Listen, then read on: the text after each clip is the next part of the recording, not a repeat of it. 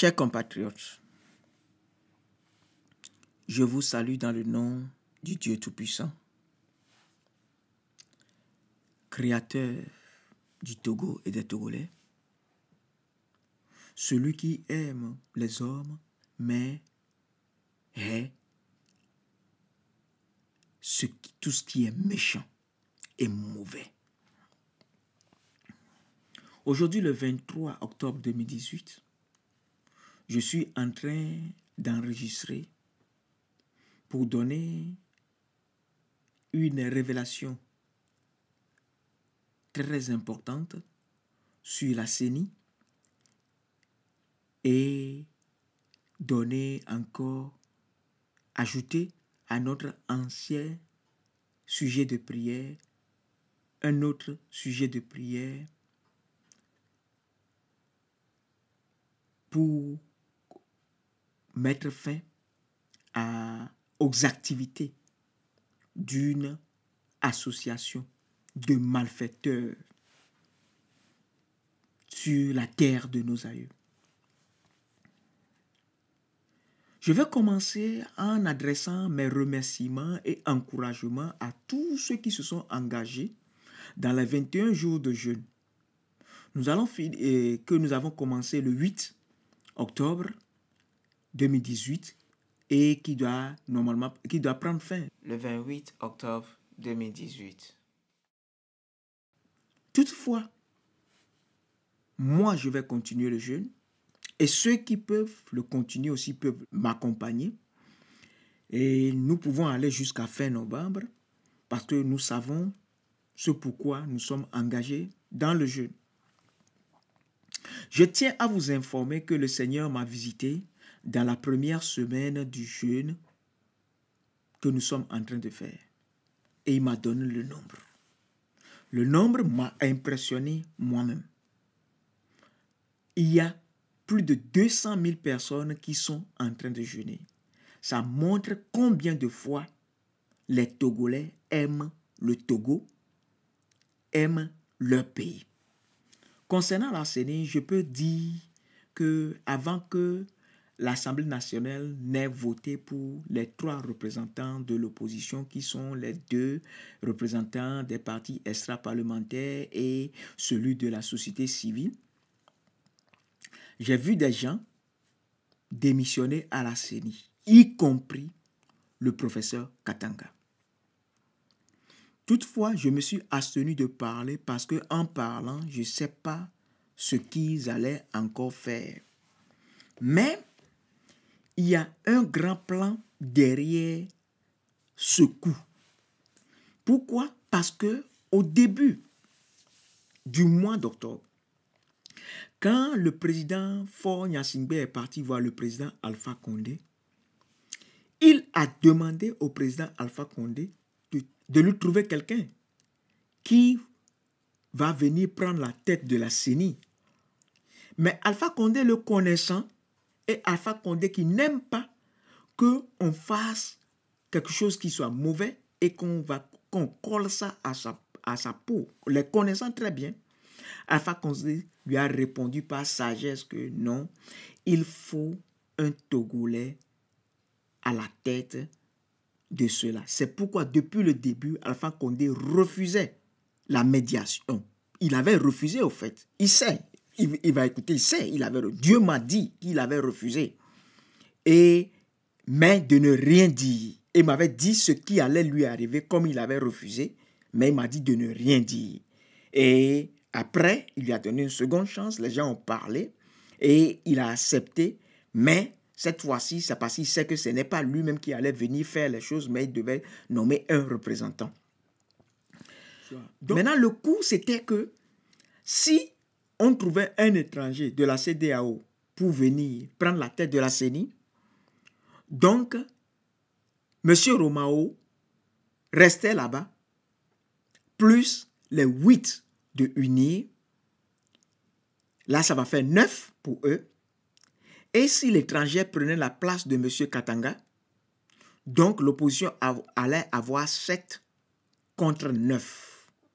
Donc, Je ne sais pas s'ils allaient vouloir que le représentant ou bien la personne qui viendrait de la CEDEAO, qui serait une personne neutre, aura un droit de vote ou pas. Ça, je ne sais pas. Donc, c'était le coup. Même si cette personne aurait un droit de vote, ça l'avait fait 8 contre 9. Donc, c'était le coup qui était derrière. Donc, je veux que le peuple togolais soit au courant et que la C14 soit au courant pour savoir comment vous faites les négociations. Maintenant, concernant l'association de malfaiteurs au Togo,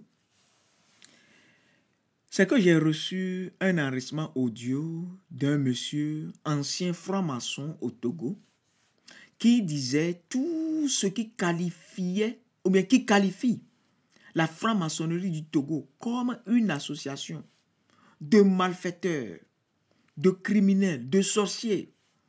Ce n'est pas moi qui le dis. Selon l'audio, nous avons des juges qui sont dedans et nous avons aussi des gens qui sont de différentes couches de la société. Je ne crois pas que j'ai l'intégralité de l'interview. Toutefois, je vais publier ce que j'ai, pas forcément dans l'ordre parce que je l'ai reçu en petites coupures d'audio en WhatsApp. Dans le regroupement, nous avons des juristes, des médecins, des infirmiers. Il s'agit d'un regroupement de sorciers et de criminels. Je sais que depuis que j'ai reçu cet audio, le procureur de la République devait déjà être en possession de cet audio parce que j'ai reçu l'audio 2 fois. S'il ne dit rien, soit il est dedans ou il a peur de perdre son poste ou sa vie parce que ce ne sont pas des gens qui jouent. Donc, je me suis mis à prier et pour avoir une direction du Seigneur. Et tout à l'heure, aujourd'hui, aux environs de 14 heures, j'ai eu une vision. Mais la vision que j'ai eue, c'était, en hébreu on dit tchazouf, c'est des flashs. Ça fonctionne comme des tests, des testos, c'est-à-dire la façon dont toute une information vient en un coup. Tu vois, tu reçois un flash comme ça, mais c'est toute une information. Et dans cette information,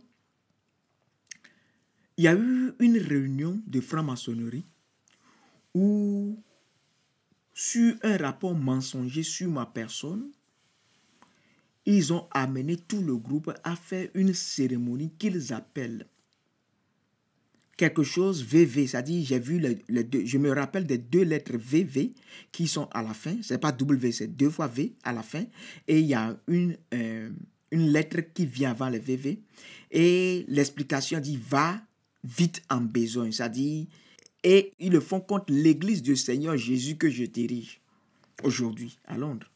Je n'ai pas de problème, je n'ai pas peur, il n'y a pas de problème. Ça, c'est le Seigneur Jésus qui va s'occuper de ça. L'église ne m'appartient pas. Moi-même et l'église même appartient à Jésus. Donc, et Jésus va s'occuper d'eux. Dans l'audio, le monsieur disait qu'ils ont en leur sein des pasteurs évangéliques comme des pasteurs méthodistes et des évêques. Je ne sais pas s'il y a des pasteurs, des assemblées de Dieu, parce que je crois avoir écouté Mitré quelque part dans l'audio. Je ne sais pas si c'est le modérateur des églises, des assemblées de Dieu, c'est de lui qu'on parlait ou pas. Donc, je ne sais pas. Mes frères et sœurs, en Christ, toutes les églises appartiennent à Jésus et non à un individu quelconque. Nous allons un seul devoir, crier à Jésus pour que ce problème soit réglé. Donc, je vais demander à tout le monde d'écouter l'audio. Parce que l'audio, c'est éminent. Donc, d'écouter l'audio. peut-être que ceux qui n'ont pas encore écouté, de l'écouter. Ce que le monsieur disait. Maintenant, je vais donner des versets bibliques qui vont appuyer ce que nous allons faire. Exode 22, verset 18, dit, « Tu ne laisseras point vivre la sorcière. » Donc ça veut dire, tu ne laisseras point vivre le sorcier. En Ésaïe 26, verset 9 à 10, je lis, « Mon âme te désire pendant la nuit, et mon esprit te cherche au-dedans de moi. Car lorsque tes jugements s'exercent sur la terre, les habitants du monde apprennent la justice. Si l'on fait grâce aux méchants, c'est-à-dire le méchant ici c'est le sorcier, au méchant, il n'apprend pas la justice. Il se livre au mal dans le pays de la droiture. Et il n'a point égard à la majesté de Dieu. » Ça veut dire quoi? Ça veut dire que il y a des gens aujourd'hui dans cette association de malfaiteurs qui, quand ils voient la main de Dieu venir, ils peuvent se repentir. Ou bien quand on leur parle et ils comprennent, ils peuvent se repentir. Mais il y en a, comme ce sont des méchants, des hommes véreux, ils ne vont jamais se repentir. Donc, je vais lire Actes 13, versets 9 à 11. Alors Saul, qu'il appelait aussi Paul, rempli du Saint-Esprit, s'adressa à lui en le regardant droit dans les yeux. « Charlatan, plein de ruse et de méchanceté, fils du diable, ennemi de tout ce qui est bien, quand cesseras-tu de fausser les plans du Seigneur qui sont droits? Mais maintenant, attention, la main du Seigneur va te frapper et tu vas devenir aveugle et pendant un certain temps, tu ne verras plus la lumière du soleil. » Donc, qu'est-ce qui se passe ici? Je veux que les chrétiens comprennent très bien.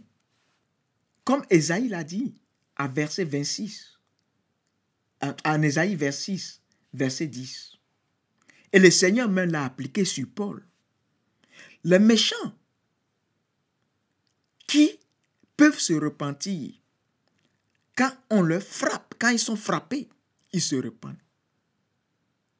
Maintenant, ceux qui ne peuvent pas se repentir, c'est d'eux qu'on parle en Exode 22, verset 18. « Tu ne laisseras point vivre le sorcier ni la sorcière. » Donc, nous allons crier à Dieu. Et tous les chrétiens doivent faire cette prière. « Seigneur, si mon pasteur ou mon leader spirituel, mon prêtre, mon père, mon évêque, si tu veux même, vous pouvez appeler leur nom, est du diable, et il en est conscient, et il est de ce regroupement de malfaiteurs, rends-le aveugle sur la chair, à moins qu'il se répand, et qu'il est venu pour confesser qu'il était du diable, et ceci à partir du 1er novembre 2018. C'est-à-dire, cet audio sera publié demain le 24. Et du 25 au 31 octobre, ça va faire 7 jours. Donc, s'il vous plaît, que chacun le partage, que ça aille partout. Que chacun, envoyez-le à votre pasteur, envoyez-le à vos prêtres, envoyez-le à tout le monde. Ça, c'est le cas de l'église. À tous les évêques, envoyez-leur pour leur donner la chance de se repentir.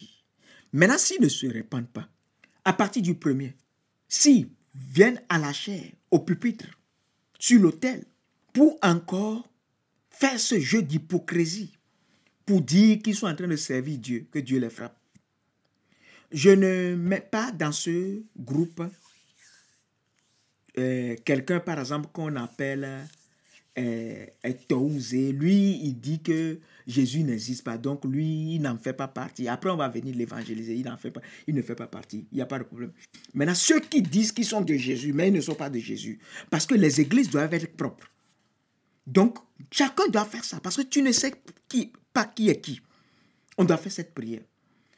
Donc, si on fait cette prière, pendant que nous continuons par jeûner, c'est clair que nous allons voir la main de Dieu. Parce que le ciel, les écluses des cieux au Togo est ouvert. Donc, nous n'avons que à faire quoi? À crier à Dieu et vous allez voir que les anges vont agir. Et dans la prière, nous demandons à Dieu d'envoyer les anges pour descendre et juger toutes ces personnes.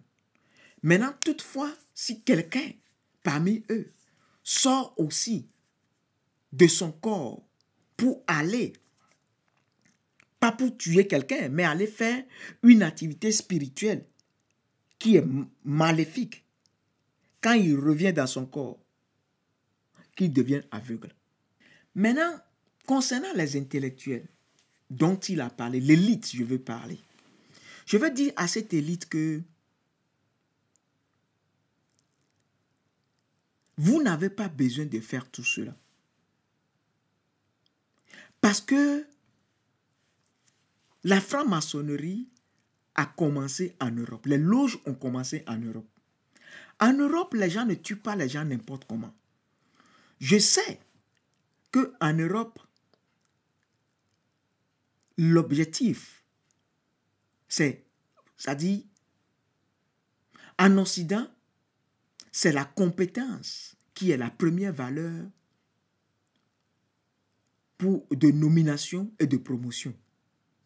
Mais en Afrique, et particulièrement au Togo, c'est la confiance.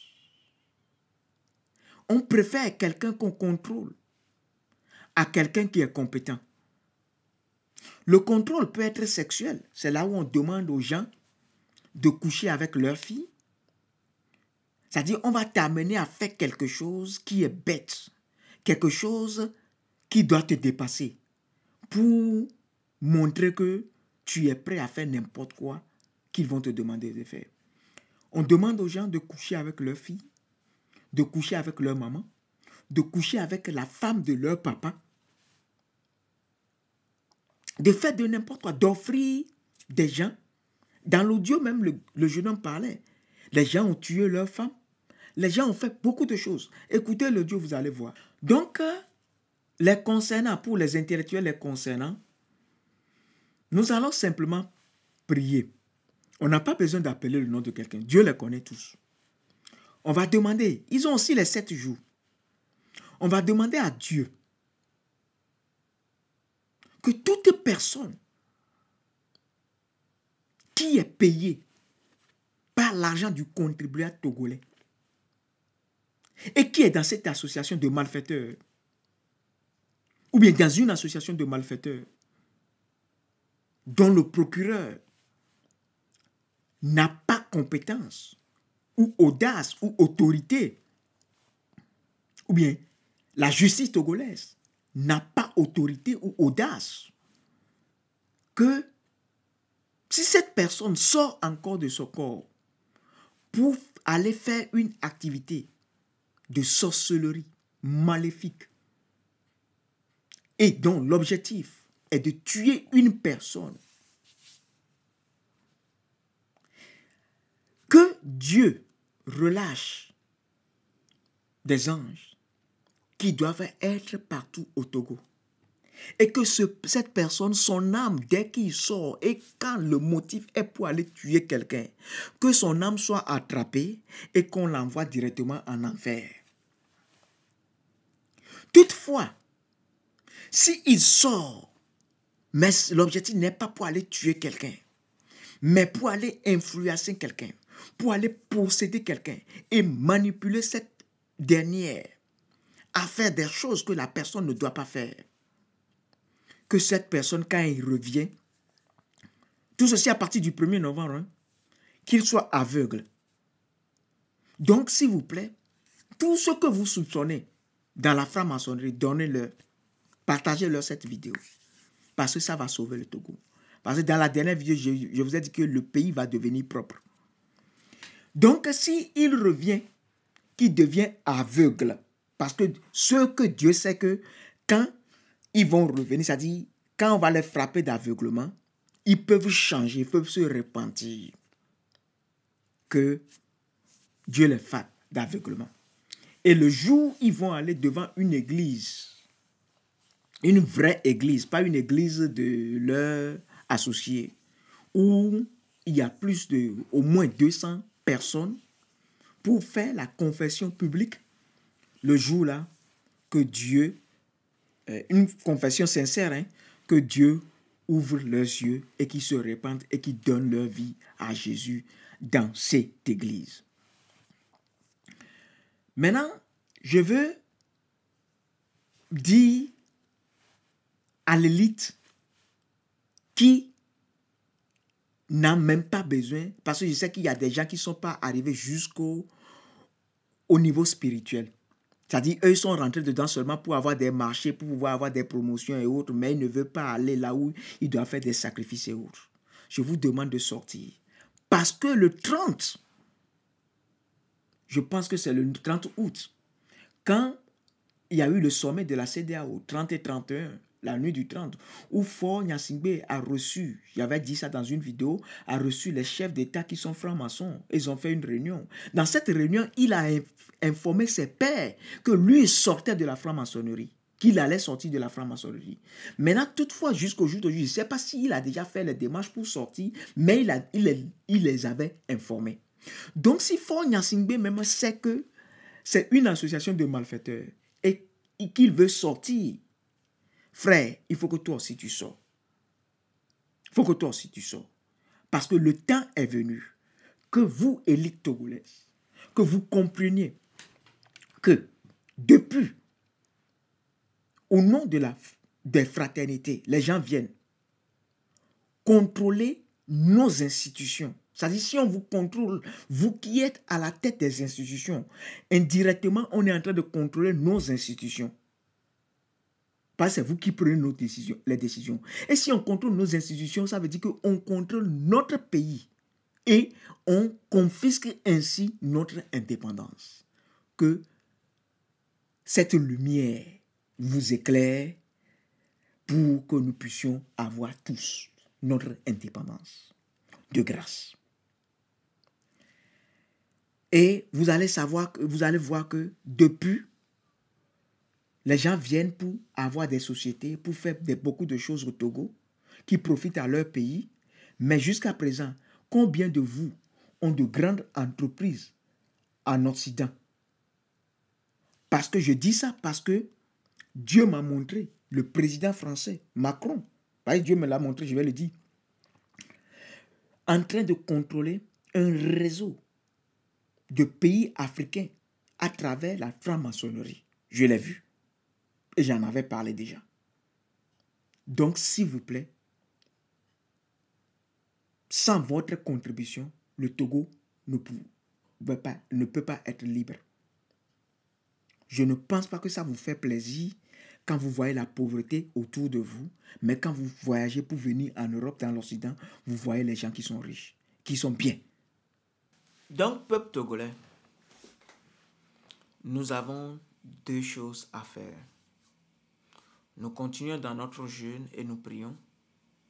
Et très bientôt, comme vous-même vous le voyez venir, nous avons besoin de sortir plus qu'avant pour démontrer à l'opinion nationale et internationale que le recensement que les gens ont fait, nous ne nous reconnaissons pas dans ce recensement et qu'ils ne sont que minorité. Avant, on faisait plus de 1 million dans les rues. Maintenant, il faut que nous fassions plus de 1,5 million et qu'on avoisine 2 millions. Et quand les temps des campagnes vont arriver, s'il vous plaît, quand UNI appelle les gens pour les campagnes, n'allez même pas les écouter. Parce que vous les avez écoutés pendant 51 ans, ils vous ont toujours doublé et dupé. N'allez même pas les écouter. Quand ils envoient leur riz, qu'ils retournent avec les riz. Quand ils envoient leur tricot, qu'ils retournent avec cela. Parce qu'ils vont utiliser vos images pour justifier leur fraude. N'allez même pas. Que leur paillote et leur lieu de meeting soient toujours vides. Donc que Dieu vous garde. Prions pour avoir la délivrance de notre pays. Merci.